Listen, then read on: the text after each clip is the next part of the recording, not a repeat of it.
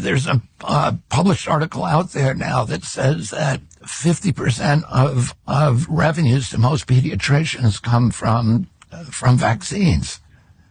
And then there's a whole structure where Blue Cross and the other insurance companies pay bonuses to the pediatrician to make sure if, for example, 95% of if their clients are fully vaccinated, they get a huge bonus. It could be tens of thousands of dollars. And that's why you're a pediatrician. If you say, I want to go slow on the vaccines or I want to have a little different schedule, your pediatrician will throw you out of his practice because you're now jeopardizing that bonus structure. And these are all perverse incentives that stop doctors from actually practicing medicine and caring for the client because they're looking at the bottom line. A general pediatrician for 18 years, 2 decades. I was in medical school when RFK Jr. started spouting his nonsense. I was in residency when Jenny McCarthy and Oprah were doing their damage. I was a college student when Andrew Wakefield wrote his landmark, horrible study that was completely falsified, that convinced millions of people not to vaccinate with MMR vaccine, the whole time him knowing that he just wanted people to buy his vaccine that he was developing. So it goes without saying that when I saw RFK Jr. spouting nonsense, well, there's a published article. Let me tell you something about the finances of being a pediatrician.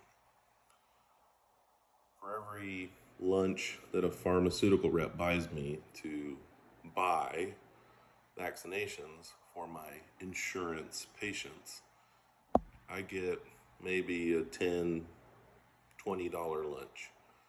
It's typically from Chick-fil-A. It's typically cold because it came from 45 miles away. I live in rural Oklahoma. We don't even have a Chick-fil-A in my town. Then they quote me enormous prices with virtually non-existent discounts. And the discounts are only if I buy more than one vaccine from them. Some of these newer vaccines cost between $250 and $500 a dose. So now most of that, 90%, gets reimbursed by insurance. So when you hear, well, pediatricians get bonuses, well, it's just paying for the vaccine we bought. It's paying for the care that we provided. It's paying for the enormous cost of running a practice, the enormous overhead. On a good day, 75 cents of every dollar that I make goes to paying bills, it goes to paying payroll, goes to paying health insurance for my staff. So if we were to get a quote-unquote bonus from an insurance company, that would just allow us to pay our bills. That's it.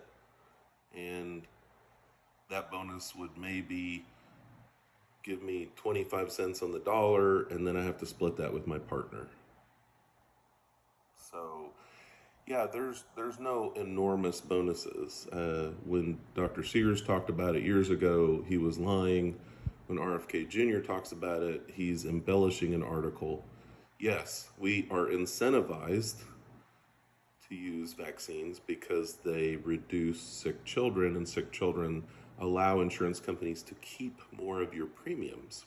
So it's a financial thing for the insurance company to not pay for vaccine preventable illnesses because they're expensive. For example, if you were to get tetanus and have to be put in the hospital and the intensive care unit, it could be $1 million stay, probably $1.5 million in hospital bills. So yeah, an $85 Tdap is a lot cheaper than a $1.5 million intensive care unit stay. HPV, if you paid out of pocket, which you never will because it's covered by insurance, HPV vaccine is about $306 per dose. So a little over $900, just slightly less than $1,000 for 3 doses maximum. Most children 9 to 14 would only get 2 doses, so you're talking for $600 that your insurance pays for. It covers it. You can have a $1.5 to $2 million cancer experience and treatment wiped off your possibility in your life. There's a 90% chance that if you're vaccinated against HPV-9, that you will not get head, neck, cervical, penile, anal cancers.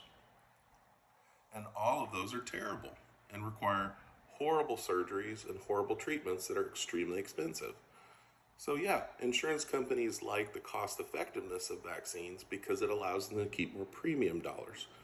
But if you think they're sharing their massive profits with doctors, that's one of the most foolish assumptions. And yes, it's easily stated in a false way with a grain of truth, and people will believe it. So thanks for your time.